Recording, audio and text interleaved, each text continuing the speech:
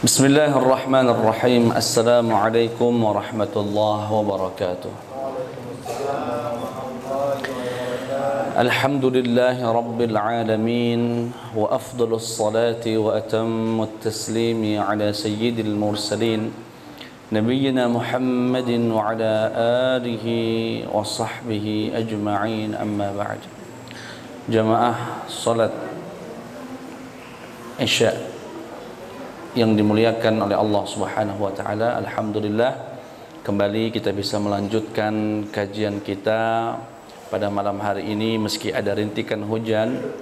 Semoga Allah menjadikan setiap tetesan hujan itu menjadi saksi untuk setiap langkah kita dan menjadi timbangan amal soleh di sisi Allah Subhanahu wa taala. Amin ya rabbal alamin. Salawat beriring salam tercurahkan kepada junjungan Nabi Agung Baginda Muhammad sallallahu alaihi wasallam. Semoga kita semua kelak mendapatkan syafaat dari Rasulullah sallallahu alaihi wasallam. Amin ya rabbal alamin. Hadis yang ke-17. An Abi Ya'la Shaddad bin Aus radhiyallahu anhu. An Rasulullah sallallahu alaihi wasallam qala, dari sahabat Abi Ya'la Shaddad bin Aus, semoga Allah meridhai beliau, dari Rasulullah sallallahu alaihi wasallam bersabda, innallaha katabal ihsana ala kulli syai'in. Sesungguhnya Allah, kata Rasulullah, telah mewajibkan kerapihan, kebaikan, kesempurnaan ala kulli syai', atas segala sesuatu. Maka dari itu fa idza qataltum fa ahsinul qitlah. Maka dari itu jika kamu membunuh, mengeksekusi, maka lakukanlah itu dengan cara yang baik. Wa idza dzabhtum, dan jika kamu menyembelih, jika kalian menyembelih, maka sembelihlah dengan cara yang baik. Wal yuhidda ahadukum syafratahu wal yurih dzabihatahu. Maka hendaknya salah satu di antara kalian yang ingin menyembelih hewan mengasah, menajamkan pisaunya, kemudian menenangkan sembelihannya. Hadis yang diriwayatkan oleh Al-Imam Muslim. Bapak Ibu yang dimuliakan oleh Allah Subhanahu wa taala, kita akan coba sedikit ulang terjemahannya secara singkat dan sedikit agak bebas. Rasulullah sallallahu alaihi wasallam dalam hadis ini berpesan, sesungguhnya Allah telah menetapkan, telah mewajibkan profesionalitas, kebaikan, kesempurnaan, ketelitian dalam setiap sesuatu atau atas setiap sesuatu. Makanya kalau kalian mau mengeksekusi, ingin menghilangkan nyawa seseorang, dalam tanda kutip kisos ya, bukan kita menghilangkan nyawa wong, dalam hal ini hukuman mati maksudnya, fa ahsinul qitlah, maka lakukanlah itu dengan cara yang baik. Wa idza dzabhtum, dan jika kamu menyembelih, maka sembelihlah dengan cara yang baik. Wal yuhidda ahadukum syafratahu, dan hendaknya salah satu di antara kalian yang ingin menyembelih hewan, tajamkan pisaunya. Wal yurih dzabihatahu, kemudian menenangkan hewan sembelihannya. Hadis yang diriwayatkan oleh Al-Imam Muslim. Hadis ini luar biasa sekali ya. Secara umum hadis ini menggambarkan Islam itu agama yang sangat sempurna dan meminta pemeluknya untuk melakukan segala sesuatu itu semaksimal mungkin. Semaksimal mungkin. Ini masalah sembelihan ini hanya satu sampel saja. Artinya dalam semua hal kita itu diminta untuk melakukan dengan segala kebaikan, dengan segala kesempurnaan, ketelitian, perfect. Ya. Seperti ini tadi, bolak-balik nyusun meja, geser sini, Ustadz maju dikit Ustadz. Saya tidak sungkan. Kenapa? Karena itu perintah Rasulullah. Perintah Rasulullah berkata, innallaha yuhibbu ahadakum, atau innallaha yuhibbu idza amila ahadukum amalan an yutqinahu. Sesungguhnya Allah senang jika salah satu kalian itu berbuat yang perfect, yang sempurna. Jangan tanggung-tanggung. Ini kurang miring, miringkanlah. Maju lagi, majulah. Tidak apa-apa, yang penting bagus. Pokoknya lakukanlah semaksimal mungkin dalam segala hal. Lakukanlah semaksimal mungkin dalam segala hal. Nah, hadis ini itu pesannya. Allah mewajibkan agar kita seorang muslim ini dalam melakukan setiap perbuatan, dalam melakukan setiap aktivitas, lakukanlah dengan semaksimal mungkin, seperfect mungkin, sesempurna mungkin, sesuai dengan kapasitas dan kemampuan kita masing-masing. Nanti kita akan coba jelaskan dikit demi sedikit apa yang sebetulnya diinginkan oleh baginda Muhammad sallallahu alaihi wasallam. Yang pertama, wujubul ihsan. Kewajiban melakukan sesuatu dengan sempurna, dengan maksimal, dengan profesional. Apa yang dimaksud ihsan di sini? Itu tadi, sempurna, ya, teliti, profesional dalam setiap perbuatan. Waqad amara Allahu bihi fi kitabihil aziz, dan Allah telah memerintahkan dalam Al-Quran, innallaha ya'muru bil adli wal ihsan. Sesungguhnya Allah memerintahkan keadilan, penegakan keadilan, wal ihsan. Ini tadi, innallaha katabal ihsan. Apa yang dimaksud ihsan di sini? Profesionalitas, maksimal, begitu ya, sempurna, perfect dalam setiap hal. Mulai dari yang terbesar sampai yang terkecil, atau dari yang terkecil sampai yang terbesar. Dari yang terkecil misalnya, dulu saya ingat sekali ketika di Sudan, saya ngaji dengan Syekh Rabi' Ad-Dimyati. Beliau buta, tunanetra. Ketika itu beliau sudah duduk di posisi beliau sebagai seorang guru. Kami sedang menyusun kursi yang ada bertumpuk. Ketika nyusun kursi itu, sebagian dari teman-teman itu ada yang kasar, digeser, sehingga terbunyi suara gesekan kursi itu. Kata beliau, rifqan ya aulad, pelan-pelan ya aulad. Allah itu suka yang baik-baik.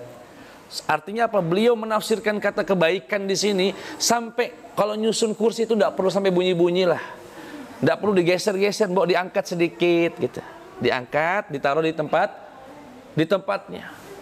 Itu yang dimaksud, sampai yang sekecil itu. Mohon maaf, ini kita kehilangan ruh hadis ini di masjid, masya Allah, bagus gedungnya, bagus ininya, tapi mikrofonnya jelek, sering benar itu. Padahal orang lebih senang sholat di tempat yang gak rapi-rapi amat, tapi mikrofonnya bagus.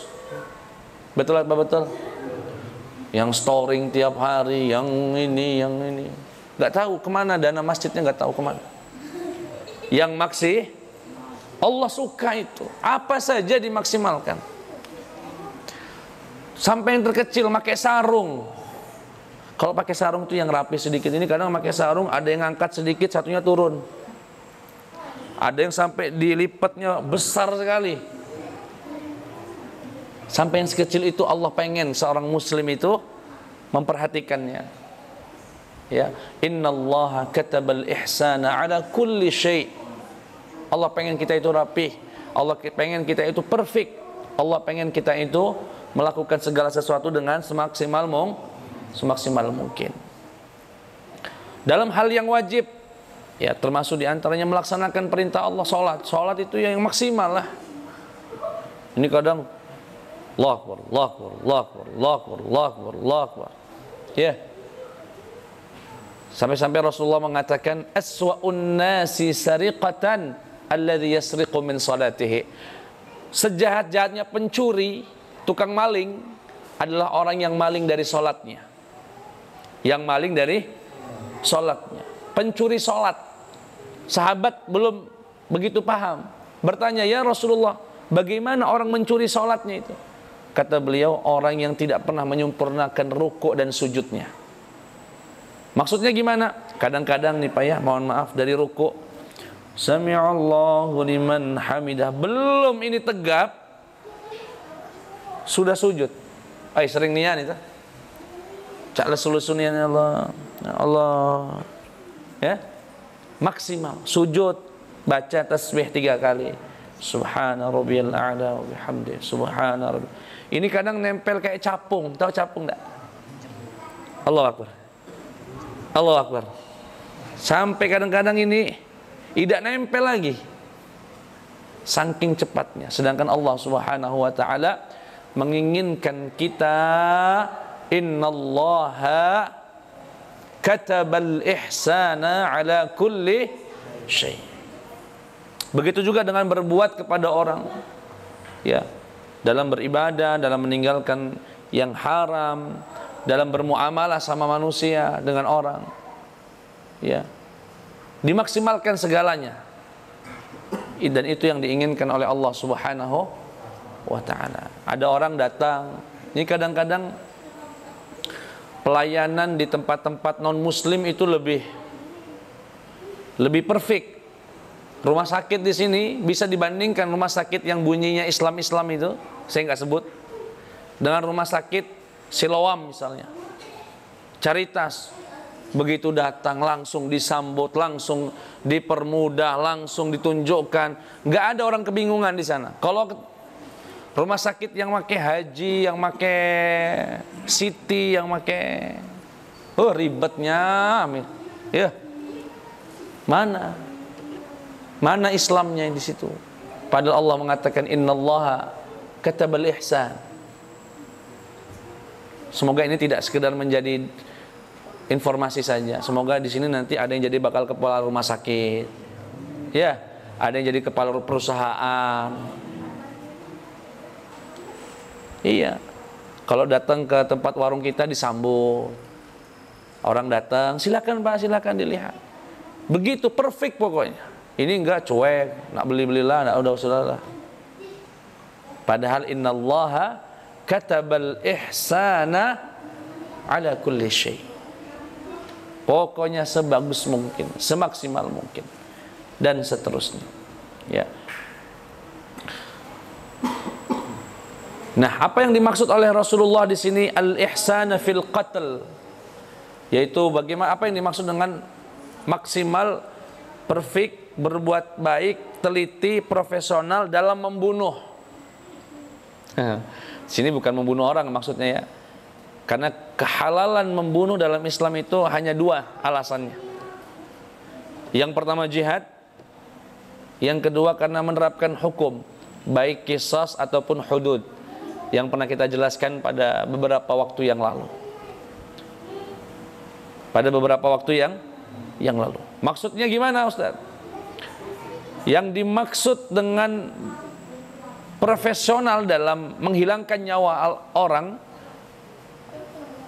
adalah dengan menggunakan cara yang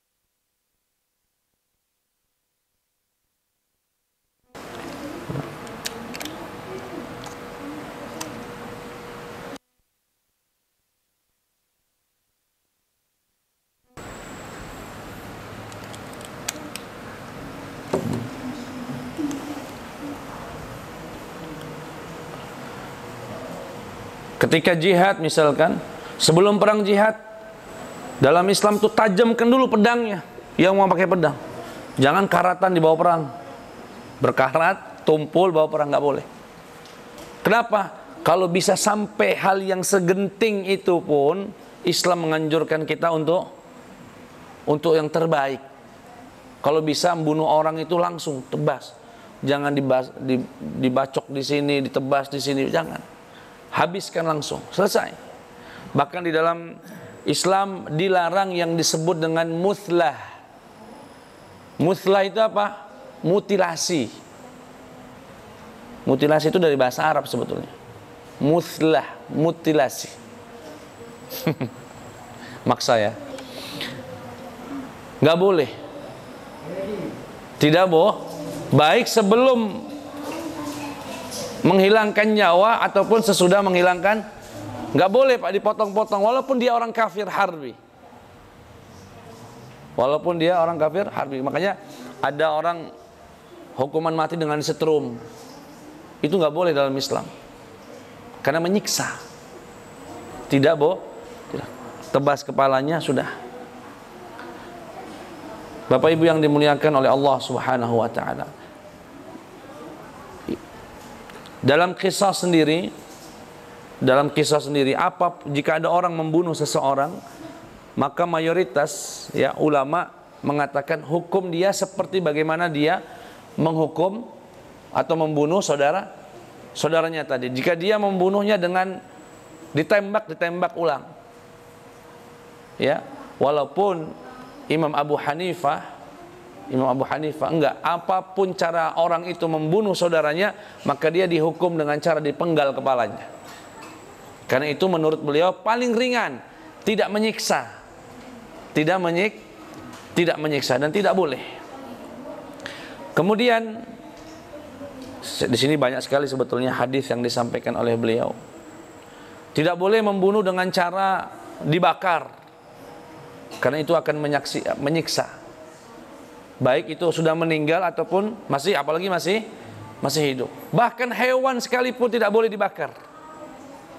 Disebutkan dalam riwayat Imam Bukhari bahwasanya Rasulullah sallallahu alaihi wasallam bersabda, "La tu'adzibu bi'adzabillah." Janganlah kalian mengazab sesuatu dengan azabnya Allah. Yang berhak mengazab seseorang dengan api hanyalah pencipta api, yaitu Allah Subhanahu wa ta'ala. Jadi kalau bunuh semut jangan dibakar, bunuh tikus jangan dibakar, bunuh tikus jangan disiram air panas, kadang dia nggak mati. Lalu gimana Ustadz? Gebuk saja sekali langsung mati. Itu lebih baik daripada disiksa dengan disiram, disetrum, kadang-kadang dipotong-potong kakinya, tangannya. Tidak boleh, apalagi dibakar. Makanya dalam Islam juga nggak boleh manggang ikan masih hidup, nggak boleh. Makanya kalau kita mau manggang lele, pecahkan dulu kepalanya. Biasanya kalau lele itu ditusuk di bagian kepala langsung mati. Ikan begitu, langsung mati. Kalau mau dibakar silahkan. Ini masih hidup, masih glopek, dibakar, dimasukkan ke kuali dengan minyak yang sedang mendidih panas. Itu semua mengazab makhluk Allah Subhanahu wa ta'ala. Dan itu bagian dari innallaha katabal ihsana ala kulli syai'. Bapak Ibu yang dimuliakan oleh Allah Subhanahu wa ta'ala. Di sini disebutkan walidzalika kariha aktsarul ulama'i at-tahriqa hatta lil hawam. Maka dari itu kebanyakan ulama memakruhkan membakar hewan atau makhluk hidup seperti serangga-serangga. Itu tidak boleh, dan tidak boleh juga memotong-motong hewan yang masih hidup. Itu juga dilarang. Bagian dari keumuman hadis ini di mana Allah Subhanahu wa taala mewajibkan ihsana ala kulli syai'.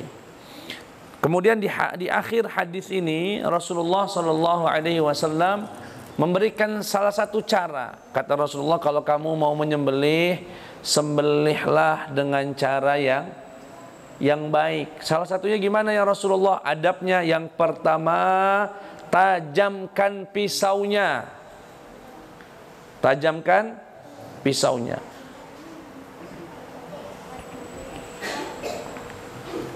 Bahkan para ulama ya menjelaskan, ketika ngasah pisau jangan di depan hewannya. Jangan di depan hewan yang nak disembelih ditaruh. Kemudian dia sengaja nih ngasah depan wajahnya tuh. Nah, rasakan kau kaki, ah. Nah, ya. Jangan. Dan jangan juga menyembelih hewan di depan hewan yang lain.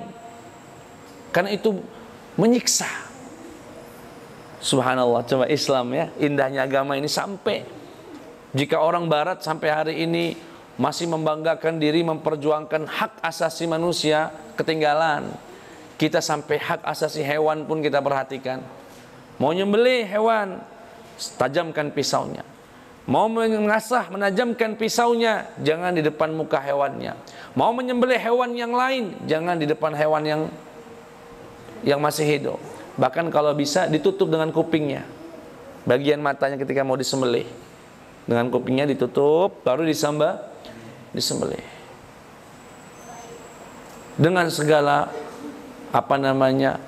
kelembutan. Wa minal adab ar-rifq bil-dzabihah. Nah, ini yang sering terjadi ya.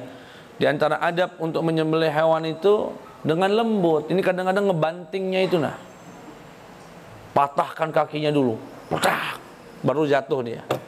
Kadang-kadang sampai nyeruduk sana, nyeruduk sini, karena tidak ihsan, tidak maksimal dia mencari cara. Padahal ada cara-cara, apalagi sekarang sudah banyak YouTube ya, cara bagaimana menjatuhkan. Belajar dan itu mendapatkan pahala itu. Karena Rasulullah berpesan, innallaha katabal ihsana ala kulli syai'. Ada dengan talinya dilintingkan di perut, dimasukkan ke bawah pahanya, digeser-geser sedikit saja jatuh. Ya, ini enggak, kadang-kadang pakai balok dimasukkan ke tengahnya, kakinya diikat, dibanting, gedebuk bunyinya. Enggak boleh. Makruh minimal yang begitu. Lalu gimana? Ar-rifq.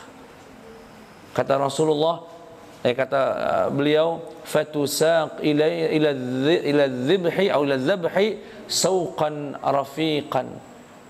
Bawa hewan itu ke tempat penyembelihannya dengan cara yang lembut. Ini kadang-kadang diseret-seret. Kakinya diangkat satu, ditarik-tarik, digeser-geser. Bahkan waktu itu Rasulullah SAW pernah melihat seorang laki-laki sedang menarik hewan yang mau disembelih dengan kupingnya. Jadi kupingnya dipegang, ditarik. Kata Rasulullah, da' udhunah, lepaskan telinganya. Wa khudh bisalifatiha, kemudian pegang bagian ujung lehernya. Jadi kalau mau narik hewan itu bagian lehernya, bukan dengan bagian ini pakai kupingnya, kadang buntutnya ditarik, kadang ya. Tapi seorang muslim sampai yang sedetil itu ada anjurannya dari baginda Muhammad sallallahu alaihi wasallam. Wala yudhhir sikin ila 'inda dzabhi, jangan kau perlihatkan pisaumu kecuali saat mau disembelih. Bapak Ibu yang dimuliakan oleh Allah Subhanahu wa taala, bahkan dalam Islam tidak boleh nyembelih kemudian pisaunya sudah dilepas, nah caknya belum mati, sembelihlah lagi. Kalau belum yakin jangan dilepas, sembelih. Belum yakin jangan dilepas dulu, perhatikan, sudah baru dilepas. Ini kadang-kadang buru-buru sehingga tidak maksimal dalam menyembelih. Kata Rasulullah sallallahu alaihi wasallam, wal yuhidda ahadukum syafaratahu, hendaknya salah satu di antara kalian yang ingin menyembelih tajamkan pisaunya. Wal yurih dzabihatahu, dan tenangkan hewannya. Diusap dulu kepala hewan itu. Ya, diusap. Sebagian orang mungkin sudah jengkel kali, yang jagal-jagal yang tidak ditatar, digebuk dulu kepala hewan itu sama balok, baru jatuh, baru disembelih sampai gagal otak dulu baru disembelih. Enggak begitu cara Islam. Tontonan di YouTube ya, terutama yang saya tahu dari YouTuber Cina, kalau mau ngasih contoh dia masak hewan cumi masih hidup, cemplungkannya di minyak panas begitu. Nggak boleh. Muslim nggak begitu. Muslim pastikan dulu, matikan dulu dia, baru dimasukkan ke dalam panas. Ikan dimatikan dulu, baru dimasukkan ke api yang atau minyak yang panas. Ini kepiting, udang masih hidup, dicemplungkan segala-galanya. Jadi seorang muslim katabal ihsana ala kulli syai. Dia mencoba untuk melakukan dengan segala maksimal, dengan segala kelembutan, dengan segala profesional. Ya, itulah kurang lebih beberapa pesan ya dari hadis baginda Muhammad sallallahu alaihi wasallam. Sekedar beberapa penjelas tambahan ya. Dalam suatu hadis Rasulullah mengatakan, jika salah satu di antara kalian ingin memeras susu hewan, maka potong dulu kukunya. Bayangkan itu Pak, sampai meres susu saja Rasulullah ada ajarannya. Jangan kuku panjang kemudian dia pegang, mohon maaf, payudara hewan itu dengan kuku yang panjang itu kemudian ditekan sampai luka. Nggak boleh. Rasulullah itu rahmatan lil alamin, bukan rahmatan lil mu'minin saja. Rahmatan lil alamin, apa saja yang di alam semesta ini. Sampai itu ya, cara memerasnya. Potong kuku. Kadang-kadang mau menyembelih hewan, ketika ada hewan punya anak kecil, tunda dulu, cari hewan yang lain, karena anak itu masih butuh susu. Bayangkan sampai sedemikian rupa ajaran Islam itu menjelaskan. Makanya agama ini adalah agama yang sangat sempurna. Andaikan Muslim yang meyakini agama ini menerapkan semua ajaran baginda Muhammad sallallahu alaihi wasallam, indah luar biasa. Kemudian di antara makna ihsan ini terapan dari teori yang kita pelajari. Kadang-kadang kalau nyembelih hewan ini, mohon maaf, buang kotoran hewannya sembarangan. Gak tahu dibuang di jalanan, kulit berserakan kadang di masjid-masjid, sampai bau busuk. Itu gak ihsan namanya. Kalau ihsan itu sudah dipersiapkan, panitia itu sudah dipastikan petugasnya siapa yang bakal buang kotoran atau isi dalam hewan tersebut, siapa, sudah ada tugasnya. Dibuang di tempat, bila perlu dikubur dan sebagainya. Itu juga bagian dari ihsan. Dalam konteks yang lain, ini masalah mic ini ya, kalau di sini ada pengurus masjid di masjidnya masing-masing, pastikan masjidnya memiliki mic yang bagus, yang tidak storing, yang bisa didengar. Itu juga bagian dari ihsan. Bapak Ibu yang dimuliakan Allah, yang pedagang, sambut pedagangnya, customnya dengan baik. Bapak bisa bedakan antara bank syariah sama bank dulu yang membuat BCA itu besar dulu. Karena kalau orang datang dibukakan pintu. Ya, sekarang ada bank syariah, alhamdulillah, minimal itu menjadi perhatian. Orang buka dengan assalamualaikum, bahkan satpamnya lembut sekali meski badannya besar keker. Ya, assalamualaikum Bapak, ada yang bisa dibantu. Ihsan ala kulli syai', atas segala sesuatu harus menjadi yang terbaik. Berikan yang terbaik. Dan dalam melaksanakannya karena perintah baginda Muhammad sallallahu alaihi wasallam. Ya. Sampai di sini Bapak Ibu yang dimuliakan Allah, semoga bisa diamalkan. Ini sederhana sekali ini. Sederhana sekali sebetulnya secara teori, tapi jika diterapkan dalam setiap lini kehidupan, yang dagangnya, yang bisnisnya, yang mendidiknya, yang mengajar, yang berjualan, yang menyembelih, yang masak. Ya, mohon maaf ini, saya ketika pernah ke Istanbul, Saya belum pernah ngelihat orang penjual tidak pakai sarung tangan. Saking sterilnya itu. Sarung qafaz bahasa Arabnya. Sarung tangan. Ngadonnya itu loh. Bersih. Kalau gitu kan tidak, cepat. Keringat pegang lagi.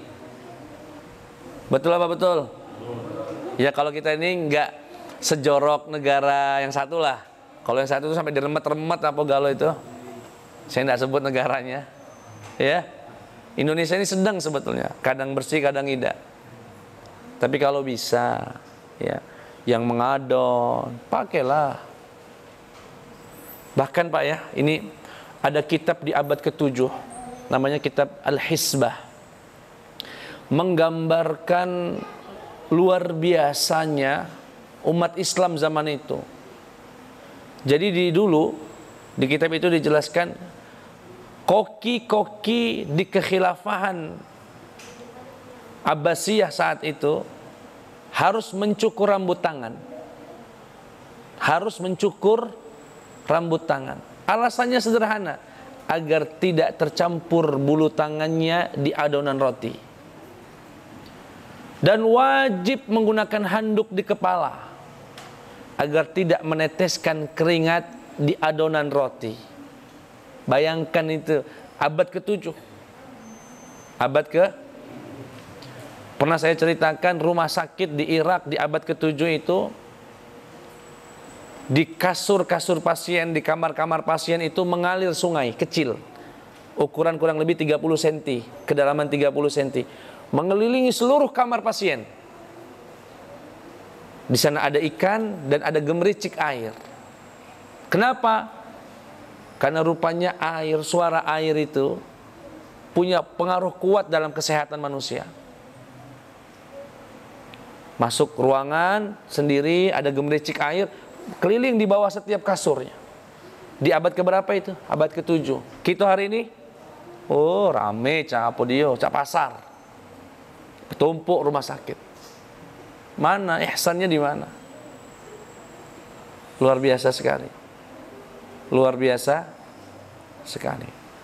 Bapak Ibu yang dimuliakan oleh Allah Subhanahu wa taala, sampai di sini semoga ada manfaatnya. Akhirul kalam, wassalamualaikum warahmatullahi wabarakatuh.